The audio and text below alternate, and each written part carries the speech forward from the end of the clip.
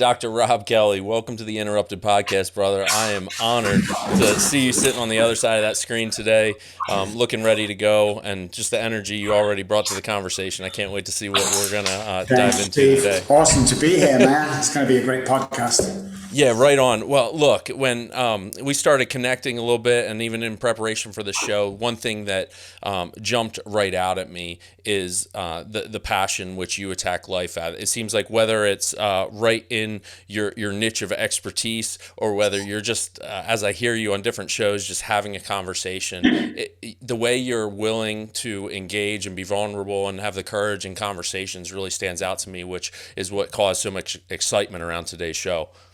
Yeah, I truly believe with my past, you've got to be happy every single day and inspire. One thing I learned a long time ago, Steve, it's not about me. Okay, I've been through all my stuff. I've cleared all my trauma up in the past now. It's, if somebody sees me today who's on the verge of suicide, I want them to walk away from me feeling a lot better and them not doing that. That's how I look. Everybody comes towards you. There's a reason, I go to my meetings and I never say, oh, it's a bad day. How can it be a bad day? I got up out of a dry bed this morning next to a beautiful wife and 3 English bulldogs. How can it be a bad day? And with that mentality, you can achieve anything. The neuroscience backs that up. Yeah, well, man, I can't wait to get into the science a little bit. I know you have this conference coming up, and there's probably constantly new science coming out that you get to pick through. But let's set a little bit of context. Look, at the beginning of the show, I'm going to have run through your bio, so people are going to kind of have that little bit of background. But look, we've all had things that brought us to be the men that we are today and sitting here and still growing. But would you give us a little bit of context in your past story that really brought you to that passion that we spoke about right away, where this became an urgent necessity in your life to get this message and to help people the way you do? So I grew up in a musical family. So by the age of 9, I'm on stage with my musical family playing bass guitar. And then I took my first drink at 9 because I'm on stage and I'm nervous. And that's what set off. I come from the projects. I come from a very low income family on the breadline. Mum and dad did the best. Went through schooling. Always wanted to be a professional musician. My mum and dad always used to tell me that I walked around with a guitar around my neck almost 24/7. I go to the restroom. When I was having a bath, I'd have the guitar next to it and I'd mess around with it. It's just, I was so into that guitar, So normal school, drinking, weekends with the bands. And then, during 18, 19, 20, especially towards the end of my college, the drinking took off, and it was every single day. And I got out of bed and needed to drink to be normal. That's another thing we'll get into as well. There's a big difference between the alcoholic and the abuser of alcohol. Same with drug, it's drug abuse. So after going through all that, doing terrible things to my wife, having my children literally taken off me by the police and the authorities, ended up homeless, spent 14 months on the street in Manchester, of which 97% of people on them streets die on the street. Managed to get off there, and I promised me and God, for the rest of my life, I will help people that are suffering depression, childhood trauma, alcohol, drugs, and their families to recover and get their life back. And that's where we are today. I'm in San Antonio, Texas today. But as you can tell from my accent, I'm originally from Chicago. I'm just joking. Originally from Manchester, the United Kingdom. I've been in Texas for around 17 years, and I just love it. Became a citizen about 3 years ago. Boom! Oh, yeah. You can't get rid of me now. Oh, congrats. No, I love it. 9, really. I take pause because of the value and what we try and instill in children. And you hear that and it's shocking, yet when when it sits with me a little bit, maybe I'm not that shocked with what I see from our culture even now. And so I'm a little conflicted even hearing that.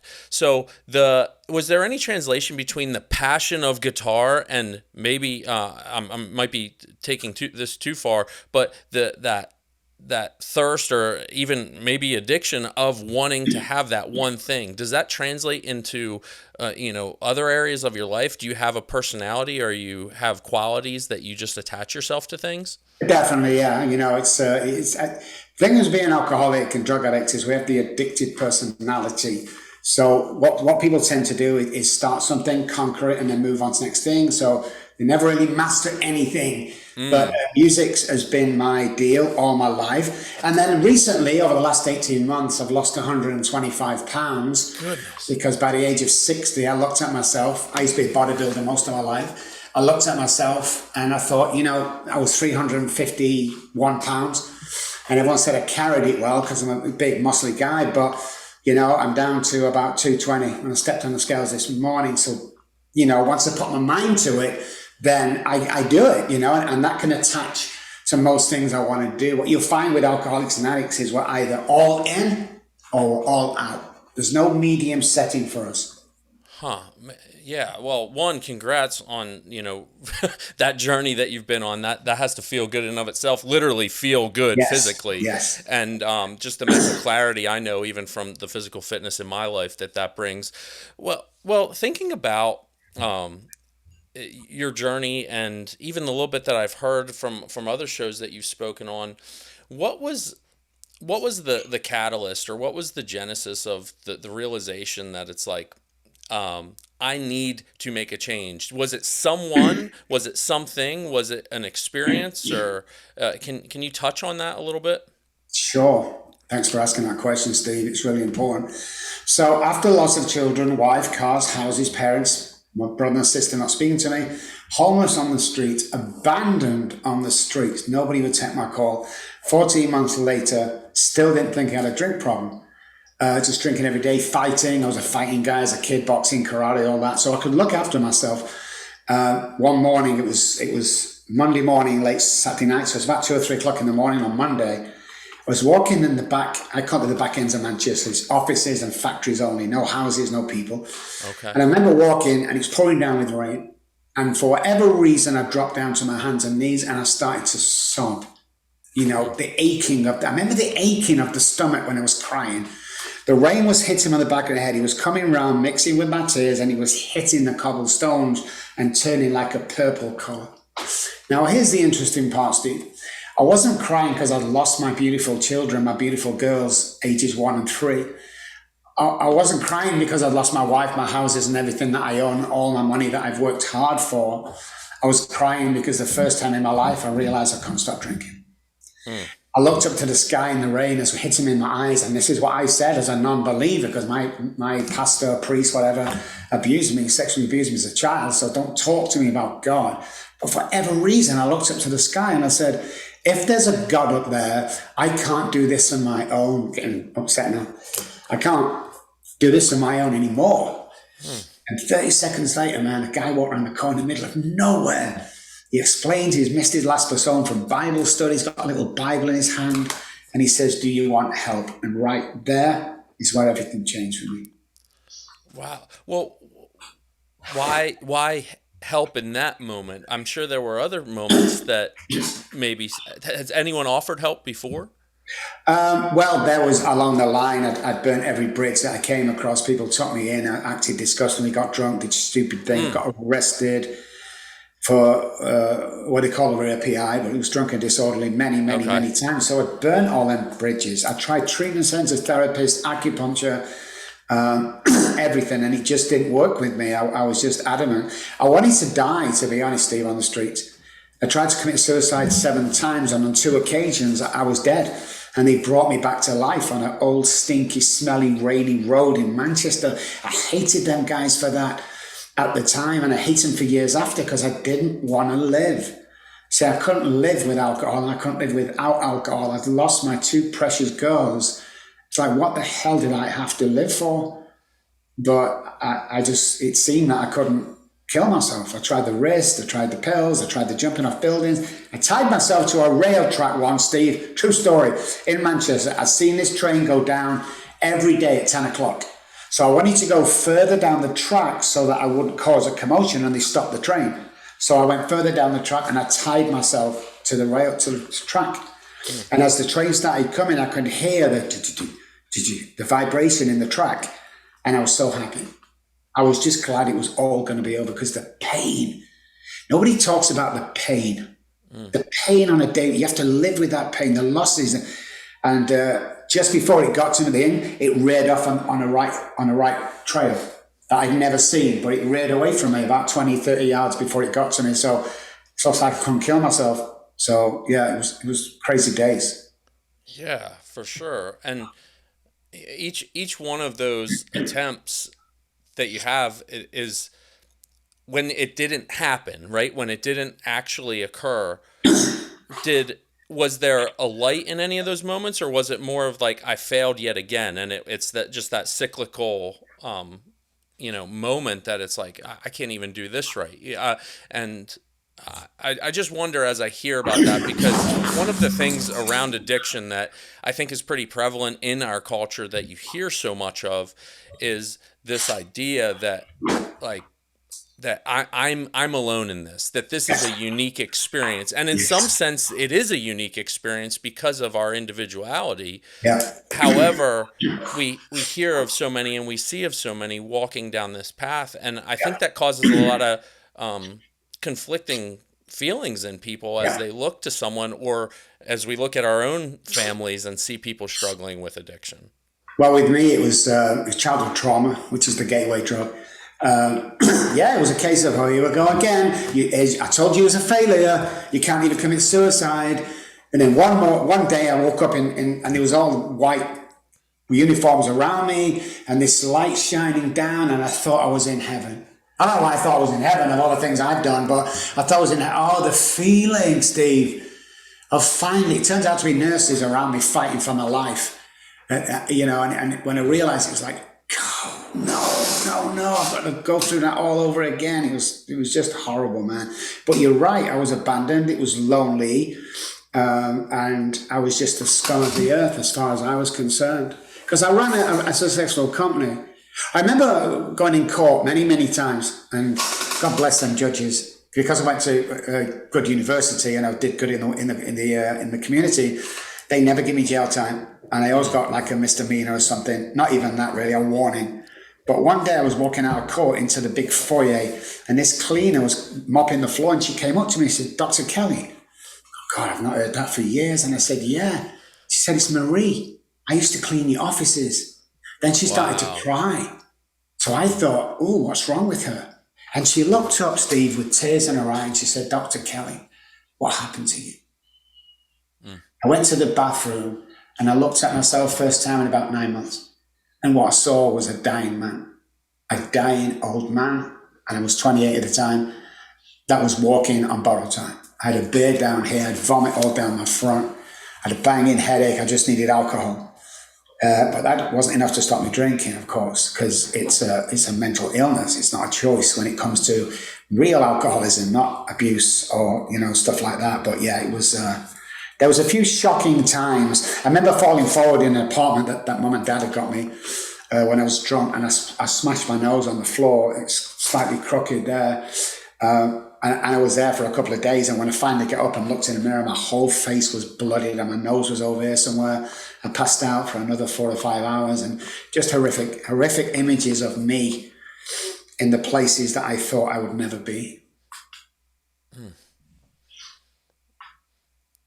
No, it seems to me, just even as you say that, as I sit and hear some of this, and please, I want everyone also to hear that's, hopefully going to seek value in a show like this, is I don't want it to come off as shock value. I appreciate the fact that even so many years later and what you've been, how those moments you can recognize as pivotal moments. Yes. And I can only assume that those are important as you help people walk through recovery, because those feelings are real in those moments.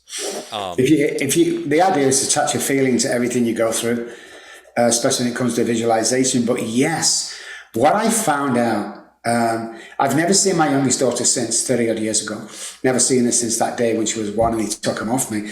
But you realize somewhere along your journey, if you survive this, and everybody can survive it, by the way, guys, is that past that you hated so much suddenly becomes your greatest asset moving forward. Because people, now we were a multi-million-dollar business, and I get all the trimmings of coming with that. Well, people look at me today still, they go, "Look at you, what do you know about, being homeless?" Check. What about losing your kids? Check.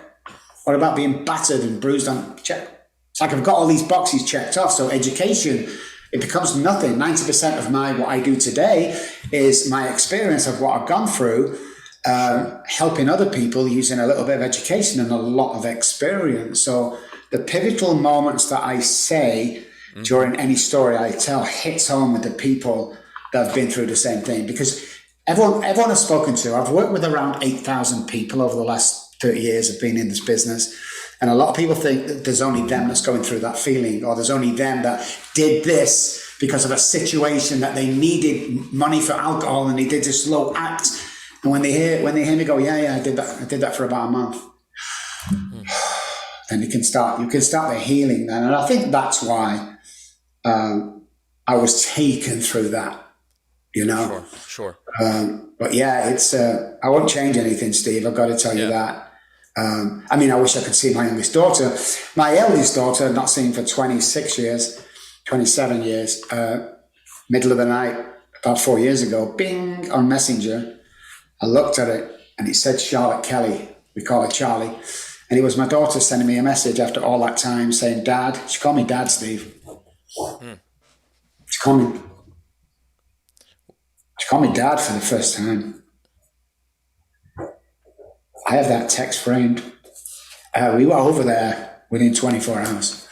He said, Dad, I want to see you. I have something to tell you. I have something to show you. So we flew over there. I stood outside the door, and of course, all the alcoholic behavior come in. What a waste of time you are. What a terrible dad. You don't deserve to be here. You're a piece of all that stuff. And she opened the door suddenly. We'd not even knocked on the door. And we fell into each other's arms. We hugged. We cried. And I've been working with people solidly for years and years. And I knew that somebody was looking after me. She walked me into a front room and she handed me my 3-month-old granddaughter. Right there and then. Not the money, not the fame, nothing like that. Right there and then I knew I was doing something right. And I aggressively work with people, and I aggressively am. I mean, it's been a few relapses, don't get me wrong, but I'm as passionate and really, really passionate today as I was 30 years ago. In fact, more, because I've seen miracles. I've seen miracles that should never have happened. Yeah. I've seen people get well. We have a 97% success rate. It's unheard of in this industry. We have a money-back guarantee. If you relapse, unheard of in this industry. But you're either going to do it or you're not. You're either going to help somebody. It's not about the money, or you're not. And I think a lot of people in this world are not.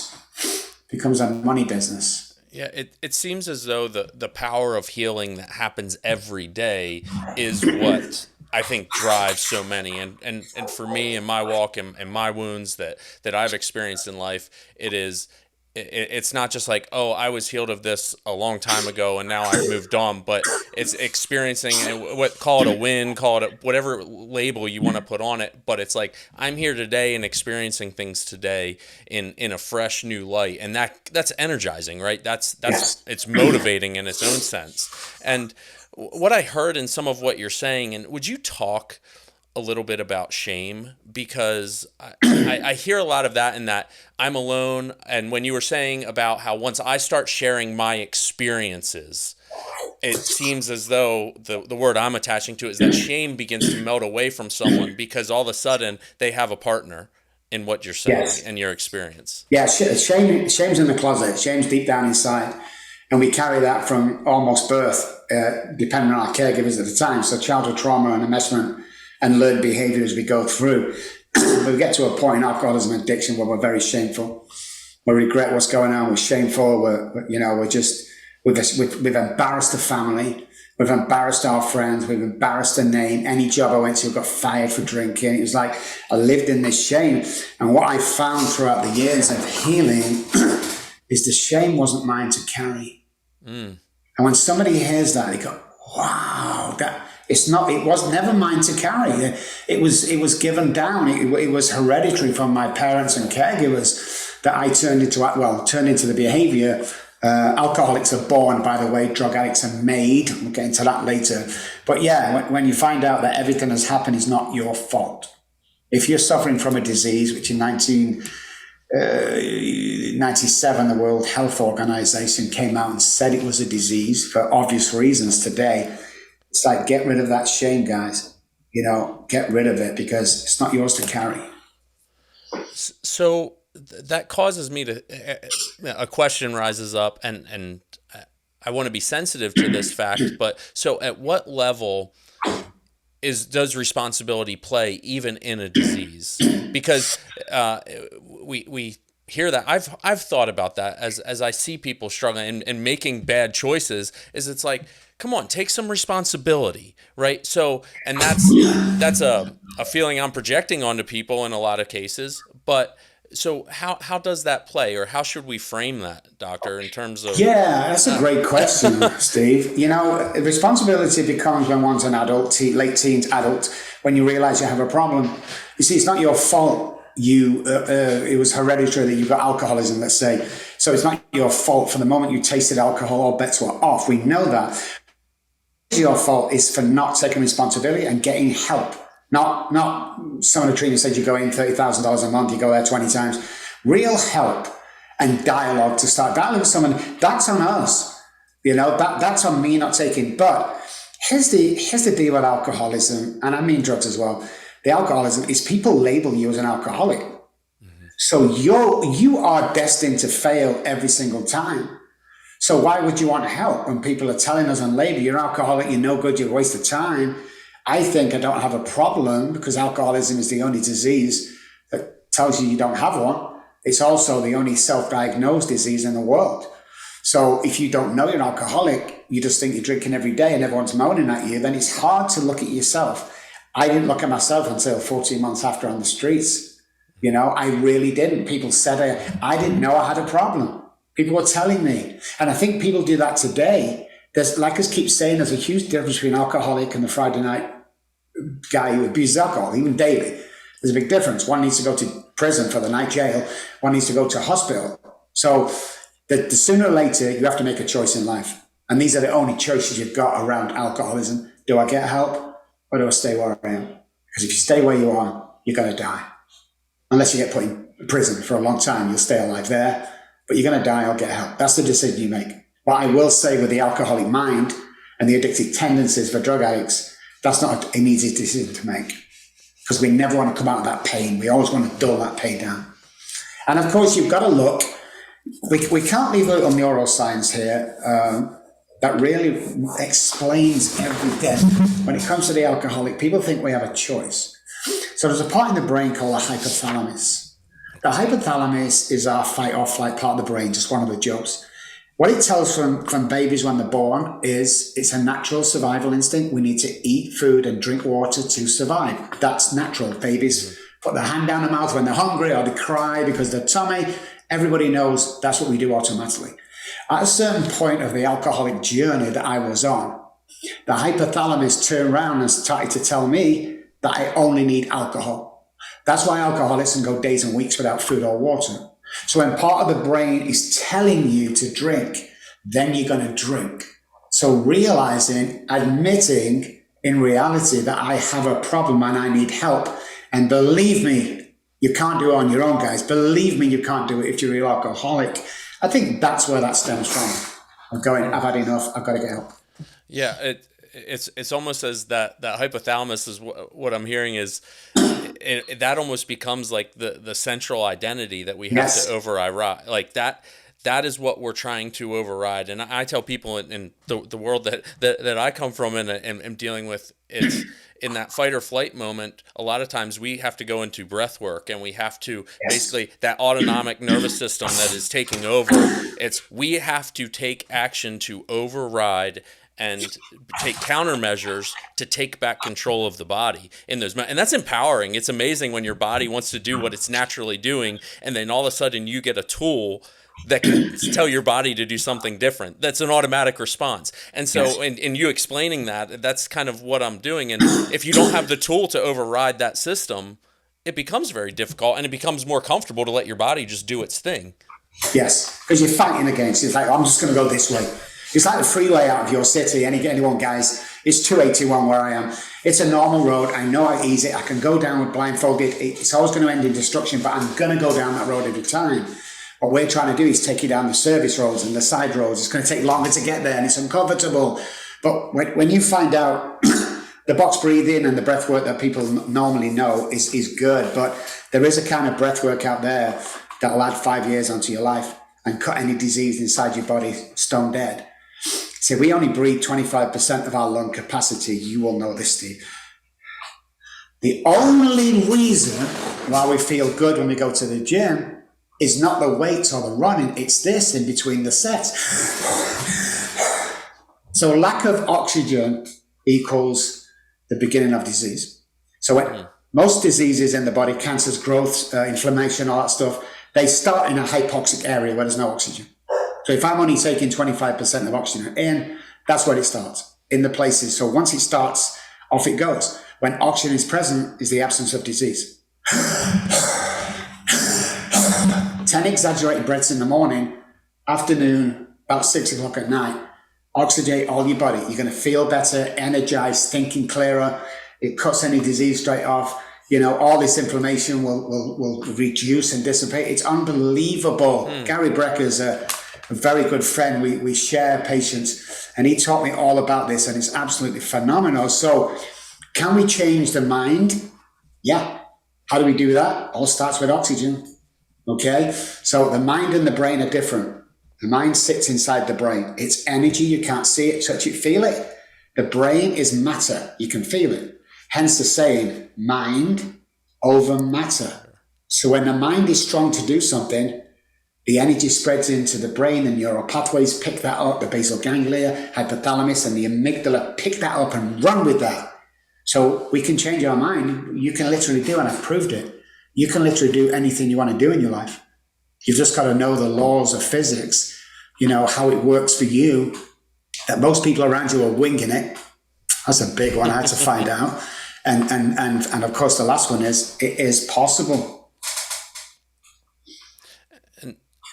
And so, I mean, to sum some of that up, it's intentionality. It is knowing what to do and then actually executing on these specific things. And maybe that is even in what I hear of how confident you can be in someone's ability to overcome this.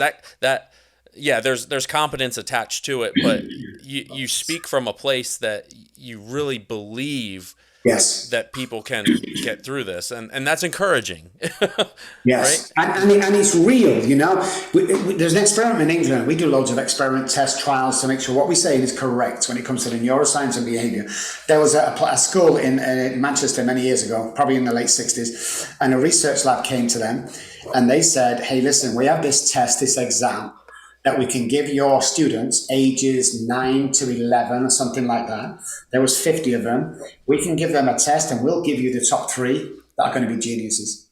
And the headmaster said, that's impossible. Brains are still growing, blah, blah, blah. And he said, I'm telling you, let me try it. So they brought the test in for all the 9 to 11-year-olds. And after the test, they went away and they come back the next day and said, here's your top 3 geniuses. Billy? Yeah, Billy. And Jane? Oh. And Peter, oh, come on, you've got that wrong. It can't be Peter. We'll be back in a year's time. So they went back a years later, and he said to the headmaster, how's our 3 geniuses? And the headmaster was like, we need to take this to the government. Absolutely mind-blowing. One has an offer for college already. The other 2, they're genius. How did you know? This was the reply. We just picked their names out of the hat randomly. We had no idea who they were. But because you treated them in a certain way, so they become. Because you treated them as geniuses, so they become. And that's when show me your friend and show me your future comes apart, that we do all the things we just talked about, but the people around us, it's called learned behavior, and it's called the mirroring part of the brain. We will pick up the people around us. If you hang around 9 depressed people, you will become the 10th. If you hang around 9 people that earn $1 million a year, you will become the 10th. So we've got to look at our surrounding, but anything in the world is possible. I used to get all the time a few years ago, you can do anything you want, Jimmy. Well, I can't be president of the United States. Hold your political views for a second. We're a businessman in the country with no political experience whatsoever. Don't dare tell me that you can't do anything you want to do, because you can. Yeah, and the the ability of the brain to get behind that, where I guess when you get into like the heuristics of the patterns that we see, and when you take someone and say, hey, no, this is what you need to pay attention to, and maybe that's what you're saying even with the groups, it's like you start become more aware of how you become a genius, or how you become a millionaire, or how you take care of someone really well. Because we don't believe we can. We're just like, oh no, it's not me. And when people tell you, nobody compliments anybody anymore. When we tell people around us, I hung with a bunch of friends in Dallas, Texas, where I was there for 12 years when I first came over. I said to my guys around me, you know something? I'm thinking of writing a book. What do you reckon? One said, don't be silly, you're not an author. The other one said, about what? It's just your life. Never wrote a book, Steve. Came to San Antonio 4 years ago, and I said to my new guys, thinking of writing a book. One went, oh my God, I thought you already had books out. What are you doing? You need a book. The other guy's like, oh, I'm going to help you. It's going to be amazing. So I wrote a book. It's that kind of mentality around us, you know? When I'm confident, I ooze confidence. My friends ooze confidence and treat me as if I'm somebody. With my alcoholism, I used to walk into a room, Steve, and I used to sit there going, I wonder if anybody likes me. Today, I kick that door down, I walk in and go, who do I like today? You know, that's the difference. When you have that confidence, when you have that drive, it's not about me. How many people's lives can you change in one day? Never mind 25 years. How many people's mind? Compliment 3 people. Always be nice. Always be strong. Stand on your 2 feet. You know, stuff like this. And spread this message. Because once you start acting like a champion, you will become a champion, and you'll hang around the guys that are champions. Now, what that looks like for you could be the best father, could be the best driver, could be the best millionaire. It doesn't make any difference. But the mirroring part of the brain picks up the people around us. So one question you have to ask yourself, guys, is who's in my inner circle that doesn't need to be in my inner circle? Because I'm betting every single dime that I own that there's one person there that shouldn't be there. Yeah, and that evaluating, I think, is tough, though.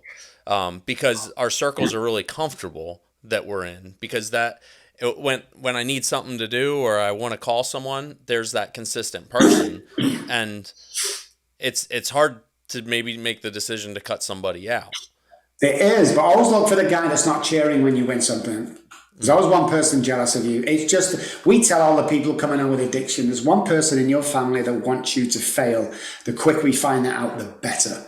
And within a couple of days, we find out who it is. And it's not their fault. They're just, they can't do it. And so they get jealous of people that can.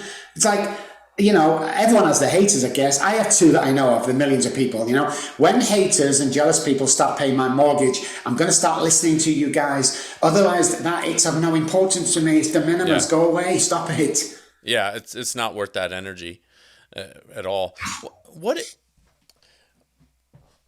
There's a lot of focus on mental health, wellness, getting people to get through and recover from addictions. What are we getting wrong in society right now? Or maybe it's for the person that has that family member, they're trying to encourage them, or they're trying to look for things to get help. What do we need to be looking for in terms of, hey, where don't I want someone to go if they're trying to get help? Because there's a lot of people out there trying to capitalize in the industry of wellness. And so how do we navigate the waters of, hey, I really want this person to have help, and how do I find help for them? I think there's plenty of dialogue and education. We're always a resource. There's millions of other people like us. But when 95% of people that come to us with a heroin problem, they've lost everything. When 95% of those people started in the doctor's office, we can see where this is going. So I did a live interview with Purdue, their attorneys. Live TV, they warned him, please don't have Dr. Robb on here, please, he's going to... And I did what I do, and the next day they filed for bankruptcy, and I know there's a lot of things going on around them that had it. But, don't always believe what your doctor tells you. If you're walking into a psychiatrist and he doesn't even lock up, but he hands you a prescription for Adderall, there is a problem. So, AA meetings are great, NA meetings are great. Get around with people that are doing exactly the same as you, but don't linger there. That's not your home. AA meetings today, 3% success rate. Start dialogue with people. Go online, see who's successful. See who's, I don't know, people are talking around, but start the dialogue with somebody, because there's plenty of help out there. And in my opinion, from my experience, you can't get locked up for 90 days and come back into the environment and not suffer some sort of consequences. And when the family is involved in the alcoholic or addict recovery, the recovery percentage goes up by 42%. Wow. 42%. That's staggering. So knowledge is powerful in this game. And stay away from the cowboys. If you see a treatment center that you're going in again, returning to after a few weeks, and you're paying another 30,000, why are you doing that? How do you sleep at night, guys? Put your money where your mouth is, like we do. Otherwise, get out the game, because you're killing people on a daily basis. This is a serious, serious illness, and it's a serious disease, and it affects the whole of the family. The whole of the family. The quicker people realize that, the more recovery we'll have in the world. And I ain't going anywhere, Steve. I'm the guy that says things that other people are thinking. I don't care. I look up to God. It's the only people I'm accountable to. Don't come at me with anything. If you want to get well, great. I turned Britney Spears down for $1 million 15, 16 years ago, Dallas, Texas, in Campese's restaurant, because she wasn't ready. When we get that sort of mentality around the addiction industry, then we're in with a shout. We're in with the chance of doing right. When you're assessing someone, and I that element of it, it seems to me you take that piece of it extremely seriously, to be able to try and get, hey, what is a baseline for this person? Or maybe I'm using the wrong terminology there, sir, but trying to say, hey, this is where they're at, and if they apply these behavioral changes and understand what we're doing, then we can move forward. What does that look like, and what are some of the things that you're trying to evaluate in those initial stages of someone that says, this is bad, I've hurt someone, I've hurt myself, whether physically, emotionally, I've lost everything, I'm at rock bottom? When someone says, you have to be 100% ready. You can't buy our program. You have to be ready. So the assessment is different for different people, but it's very strict. And what I'm looking for is a desire to change. What I'm looking for, if they knew they're going to come to me on a Monday and they've drank on the Sunday and are still drunk on the Monday, you're not ready. You're just not ready. So I'm very sneaky, and I kind of, do what I have to do. So we had a young kid in once. His parents were very wealthy and dominant in the area, and he had a Percocet problem. So when he came in, I knew he wasn't ready, but I had to show him he wasn't ready. So I said to him, the last patient had come in, handed all his Percocet in. So, hey, how about just take Percocet today and we'll start tomorrow? Oh, no. Well, you're out. Then I have to go out to parents and explain to them, we're not taking them on, which you do often. So it varies from patient to patient or client to client, sure, as it is. But yeah, I'm looking for anything that tells me. And, my second PhD is in behavioral science, so I can tell by the way they move, the body, everything, the eyes, the ear, everything. When I talk to them, I can just tell if they're ready or not. We guarantee success, but we're very careful who we take on. That's the only way to get your percentages up, is stop taking everyone on, guys. If you can't help them, walk away. Know your limits. Know what your limits are when someone is suffering. Somebody's coming with ADHD, depression, bipolar, schizophrenia, alcoholism, and you take him and work with him because you're an expert on alcoholism, you're doomed, man. It's going to fail, and we have these patients' lives in our hands. You've got to know your craft. I think that's the bottom line. Yeah. I've been there as well, Steve. I'm a true believer. Therapist, if you're listening, psychologist, psychiatrist, I'm not going to apologize what I'm going to say. But if you haven't been there where I've been, how can you help me? Because my mind doesn't work. And I've proven it. Again, try and test everything, Rob, so you know that when you say it, it's fact. I was looking for a therapist when I first came here. I went to 4 or 5 therapists, and all of them said, I don't have addiction history, but I've been to college and I have a master's in this.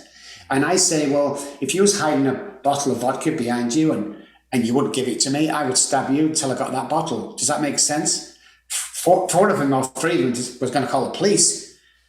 But I said, well, you're not for me. I went to one guy, I said that story, he went, oh my God, I'd do exactly the same, man. I destroy you. There's my guy. This is the guy that's going to get me well. Education can't do this alone, guys. You may do it with the heavy drinkers, because heavy drinkers and alcoholics, like I said, they show up the same. There's a huge difference. Huge difference. Would you dive into that a little bit? And what are some of those differences that you've come Well, to see? alcoholism, when I say alcoholics are born and drug addicts are made, people's ears prick up straight away. But again, trials and tests, education around it, lots of trials around it. Is alcoholism is a predisposition. Okay, it's passed down from generation to generation. Now, if you think you're alcoholic, trace back 1, 2, 3 generations, trace back. If there's no alcoholism in that, you are a heavy drinker. You cannot drink yourself into becoming an alcoholic. There's 3 parts of the brain that differ from every other addiction and every other human being with the alcoholic. The amygdala, basal ganglia, and the hypothalamus. They're different. They act differently. When alcohol is taken in, all bets are off from that day onwards. Now, I know alcoholics in the family that's never drank alcohol. They're the guys running Google and Apple, the geniuses of this world. So once you pick up the drink, you fall into that pattern. It's always destructive. So when we look at alcohol has 1% to do with alcoholism. See, Steve, I never had a drinking problem. What I had was a thinking problem. All the self-sabotage was my first answer to everything, and alcohol was my end result that I'd always end up. Now, drug addicts, again, 95% heroin addicts started in the doctor's office. Drug addiction you can't be born with. You have the addictive personality. So you take the drugs, you get hooked on them, you can't stop, everything goes to crap. They both show the same, but there's a slight difference. And the difference is the allergy around alcohol. See, I'm allergic to the ethanol in alcohol. You'll hear people say I'm allergic to alcohol. That's kind of true. But again, let's dig down and do our research. It's the ethanol that doesn't mix well with me. And once this starts, because remember, the hypothalamus, drink. That's what it sounds like in an alcohol. Drink. And the only way to stop that is to take a few gulps of alcohol, and this quiets down. So it's a science thing. It's a neurochemical, biochemical reaction to the alcohol. But then you've got all the tendencies, all the traits, all the bad moves, the bad choices, the self-sabotaging along mixed with childhood trauma, always going to end the same. So that's when I say it's different. It's slightly different. Now you hear people go, it's all the same. Well, actually it's not. It really isn't. There's them differences. But for the cause, if you want to go to an AME and you drug addict, go. I'm not saying that. Just saying scientifically there is a difference. So as the practitioner, how does that help inform how you attack the problem? So when obviously, whatever people have come up to learn or been told or what their identity is rest in, you understanding the science from that perspective, how do we get people to reframe and understand that when a lot of times they're clinging to that? Oh, this is who I am. I'm an alcoholic. There's no way around it. Whether it's generational or whether they're self-labeling themselves as that just because that's what they've come to know. Yeah. Everyone that comes to me have lost their identity, especially women that come to me. You lose your identity with the disease. You lose your identity with childhood trauma. It's not yours. So we have to find out who you are. Change the conversation and change the circuitry in the brain. Let's rewire that conversation and rewire the brain. Most people will say, I was going to do this, but I don't think I'm good enough to do that. That's learned behavior from parents or caregivers. Mm-hmm. If you're sat at home right and listen to this podcast and you never think you're amount to anything, you never think you're any good and you don't belong in this world, I want to apologize to you because somebody's put that there. We are born with $1 million minds. Don't let anybody tell you have a 1 cent mind. It's not true. Every brain is born kind of the same. There's little differences, obviously. It's like a fingerprint, but they're born exactly the same. So you have the same get up and go, find your identity and be a billionaire as everyone else does. No difference between you guys at home and Steve Jobs, and loads of other names we can mention who are geniuses. There's no difference apart from they believe they could do it with the people around them that believe they could do it. And as alcoholics, isolation is our best friend most of the times. So we're not hearing this stuff. So again, it doesn't come down to the alcohol. So changing the circuitry, changing the conversation, rewiring brain, neuro-linguistic programming, brain spotting, psychology, all this stuff that we bring, EMDR, that change the way we think, and daily behavior. Before we finish the program, guys, I'm going to give you 4 things to do every morning that will change circuitry. It will change your life completely. It's that easy. But people don't have this knowledge. You know, I've done it so many times. When I first came to America, I told everybody, I'm going to be on national TV. And they went, you're an idiot. You're British. You don't belong. I can't get on TV. I've been here all my life. UK, it's impossible. What are you going to do? Oprah, Eye Openers, The Doctors, and 20, 30, 50 other more that I've been on. Because I set my mind to it. And there's no boundaries on what I can do. Stop putting the brakes on your imagination. Stop it. You know, oh, here's your ceiling. Shut up. It's not my ceiling. I'm going to punch right through that ceiling. Don't tell me where it can go. But most people go to where the parents are. And I'm no disrespect. My parents were lower working class. God bless them. They provided everything. I loved them to bits. And this is why I'm here, because of them. But if you want to raise that bar, you can't have this mentality. If you want to raise that bar psychologically, you can't hang around with these guys. I go back to England now and again, twice a year. And when I go to see my friends, they're in the same old bars, drinking the same old drink, talking the same old crap. Nothing changes. If your behavior replicates yesterday, there's no change. So we have to implicate changes today. If you want to be CEO of that big company up there, you can do it. But there's certain things you have to do to get there. No one's going to knock on the door. No one's going, hey, Dr. Robb, listen, you've got this job. Nobody does that. You've got to go out and you've got to believe that you can do it and you've got to execute. Once we visualize something, okay? So quantum physics says we can be 12 places on a basketball court. I've never played basketball, but that's what they say. Where would you want to be if there was 12 Dr. Robbs on that? I want to be near the goal. Obviously, I get the ball, I put it in the net, I'm the hero of the game. Perfect. How are you going to get there? Oh, I don't know. I'll tell you. Walk over and take that position. And then match your feeling, how you would feel when you was in that position. Oh, I feel proud. I've got that feeling coming on. I feel happy chemical. This is amazing. You know, once you feel that, you can strike that. If I'll give you $1,000 now, Steve, all of a sudden a chemical is going to release in your brain that takes you happy like that. It's not, before you start reading, it's not dopamine. That's produced in the gut. But what happens if I took that $1,000 up? Can we create that chemical that changed you in seconds? Yes. Yes, we can. And once you have access to that, you have access to the brain and the mind. Make your mind up over matter and get it done. Yeah.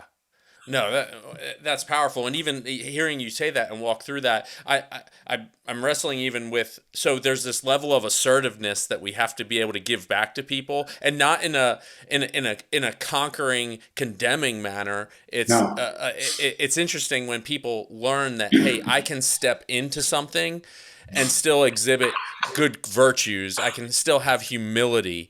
I can still love people. I can still empathize with people, but I'm willing to stand up and step into something new. And even I hear that in the energy in your voice is you're not saying go out there and crush that other player on the court. No. This is why I say 12 Dr. Robbs. Yeah. What you're crushing is you. What you're crushing is the guy at the back of the court that doesn't really want to come on. That was me. You one that doesn't think he looks right, that was me. The one that thinks he's a bit overweight, that was me. But where I want to go is there. So if you don't have humility, if you don't have passion for others, if you're not constantly giving back, whether time or money, I give $150,000 a year back to the communities, one-parent families with alcoholism. If you're not living that, then you will never be successful, in my opinion. You have to have all that. You know, I'm always giving back monetary because God gave me money. I give it back. You know, I give it all the time. You know, it's just, if I didn't, I mean, why am I here? You know, I sit on my big house and say screw you to everybody else, and I sit here. I'd be drinking tomorrow. I'd be dead by Friday. I know that. Everyone knows. My dogs know that. You know, it's constantly giving back. I often, and I will now, when we finish, I give my personal cell phone number out. If you've got a problem, if you're really in that place that we just talked about, a desperate place, you're going to text me, we're going to have a 15-minute conversation, that'll change your life. And if it doesn't, I'll send you $100 for wasting your time. As long as you're living on that level and giving back, then the sky's the limit. And that I can hear that comes from a place of experience, not in all the trauma, but a place in the real healing, right? Life-giving things that have come back. In when you say that, would you just get a little personal for a moment and talk about the success around, and I don't exactly know what this is for you, but the rewarding relationships that have been restored because of your willingness to change your life. I know you help so many others, strangers that maybe become friends, but really because of your journey with your family, would you just talk a little bit about that? Because I sense even from the beginning when you were talking about that has to be a driver for you. It is, I mean, 4 years ago I told the story, but what I didn't tell on that is Charlie wanted to go back to school. So we sent her back to school. And as of 9 months ago, she opened as my lead therapist in my Manchester office. So we speak every single day, man. I speak to my granddaughter every day. So that's one of them. Mum died before I could get my act together. So I never really made amends. And it's strange how things work because my dad is always distant. You couldn't give him a gift. He'd always go embarrassed and shy, so you just couldn't do it. But I went back about 3 years ago when Mama died, and years and years before Dad was dying. No, sorry, he wasn't dying. He was just old, and I made my amends to him. And after all the shit that I'd caused, Steve, after all the heartbreak, they reckon Mum died of cancer too soon because of my homelessness, worrying. I said, Dad, I'm really sorry. I'm really sorry about the stuff I caused, Dad. My dad replied to that, it's okay, son. I said, Dad, but it's not. After I came home, 2 or 3 weeks later, he was diagnosed with Alzheimer's. And he didn't recognize anybody, but I got there in time. And I'd been around for 30 odd years, but I got there only 4 years ago to my dad and made that amends. So that kind of relationship was good. Friends, brothers. My sister lives here right now in America with us. She came over. She's going to run. We've opened a British tea shop, or going to, in San Antonio next month. Her and her husband are going to run it. So these relationships are amazing. When you have somebody, when you're a stranger in a company, in a different country, when you get married to my beautiful wife now, and I have nobody on my side of the church, when your sister comes over, that bond with family, it's unspeakable, man. Now, my youngest daughter has never got in touch, but I know she will one day when the time is right. So I try and meet 3 new people every day, Steve. Just because my grandfather, who I never even got the privilege to meet because he died many years before I was born, but my mom told me to tell me, make 3 friends every day. And that's what I do. I put myself out there, I think. And once you put yourself out there, you get the people throwing stones at you. That's fine. You can do that all you like. I'm not bothered what you think. But I think people need to stand up. I think the lack of leaders in this world and the lack of real men that are ready to scrub their hands and keep one foot in that trench, but get out with the guts of a warrior. The guts to stand up and face everything that's flying at him and still come up, lifting that flag up and going, I'm still here and I'm not going away. And I always wanted to be a lighthouse for the people that struggle. So you can see me from miles around because I'm out there. I'm loud and proud and I'm not going anywhere. No, that shines through. It truly does. And I like hearing you share that moment, even with your daughter being a part of what is, because restoration is one of the biggest things as I talk to people that have overcome things, that it immediately is the place that it means everything to them. Yeah. Those restorative moments with whether it's their family or those close mentors or loved ones, where it's like, this is what made it worth it. And this is the energy I now take to give back. And that seems to always be a consistent thread. It's not that, now I was able to have the business, or I was able to I was able to be a part of this experience. Yeah, and so I love hearing that from you. Yeah, it goes deeper, man, and much deeper than work, much deeper than money. I mean, I've got me, my wife works here, family, my sister works here, my brother-in-law works here, my daughter works here, my niece works here, my auntie works here, and Courtney, she's like family, she's like our daughter. So it's a family organization trying to help your family through this. So yeah, the sense of want and the sense of achievement and the sense of satisfaction with my family around me, for the first time in many, many years. You can't put a price on that, Steve. Yeah, no, that's incredible. Before we get kind of to the end and wrap this up, I want to respect your time today. There's something that really resonated with me when I've heard you on a couple different shows that to me was something different and important to bring out. I don't know if it's a part of what other people do commonly, but it's something that came to the surface to you, and it's that idea of it's not just about putting the bottle down or the substance down. It's about the root and this gateway being the trauma and the wounds that are caused. I know you could probably do an entire podcast just on that, but would you talk a little bit more about that? You've mentioned it a few times today as we've been talking, but would you talk about why you target that? I think, again, it's the past. I think, again, it's the passion. I think, again, it's just, when I realized it wasn't about the alcohol, which is that morning you probably heard in the liquor store, I grabbed the bottle and all my shakes went away. I realized it wasn't about the alcohol. Then when you study the brain and the central nervous system, it acts around. I think the whole situation changed for me. I think the realization of the world and what true friendship means, and that I was afflicted with a disease, but I've recovered from that disease. And I think that is prevalent in my journey today. And of course, I love podcasts like, Courtney calls me and go, listen, I've got Steve, you need to speak to Steve, man, this guy's amazing. I just love stuff like that. But even today, the little tiny bit of me, and I mean little tiny bit of me, am I worthy of being on that podcast? Isn't that crazy? Still today, when I'm speaking in front of, 75,000 people in a month's time, and a little tiny pieces still come through. The trauma is always going to be there to a certain extent because it's stuffed in the subconscious brain. And now and again, the subconscious brain go, hey, what are you doing? You're not good enough. What are you doing here? You've got nothing to say. So it's the knowledge that the thing I've built around me and the drive that I have for helping people through anything. With 20% of our patients right now are alcoholic and addict, 80% are not.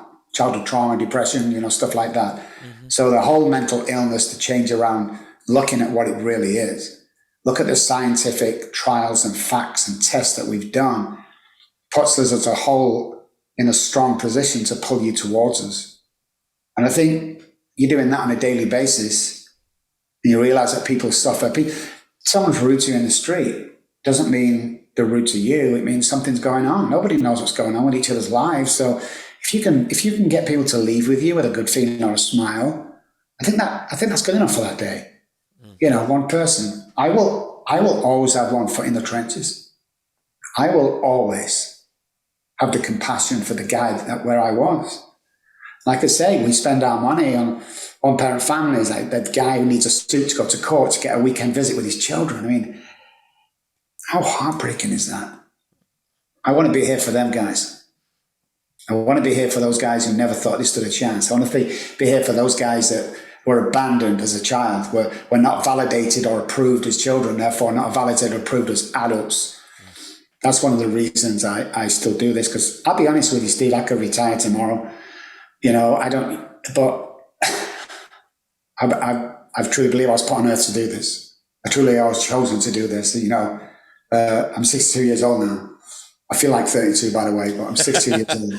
And I will be doing this the day before I die. It seems to be self-evident in hearing you talk. The other thing, Steve, before we go, guys, I got to tell you 4 things to do every morning to change everything. Dopamine, endorphins, serotonin, oxytocin. Get all them chemicals going. What do we do when we get up? Make the bed. That's usually my wife. Make the bed. Check in the subconscious. Check. We've done that. Go to the bathroom. Look in the mirror and say, "I love you." 10 times. I love you. I love you. I love. Do not break eye contact with your mirror image, okay? The next thing, let's change some routing and rewire that brain slightly.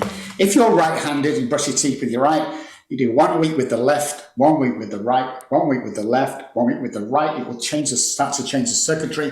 And the last one, of course, if you want to add time to your life and feel great, is the breath work we talked about. 4 things, change your life.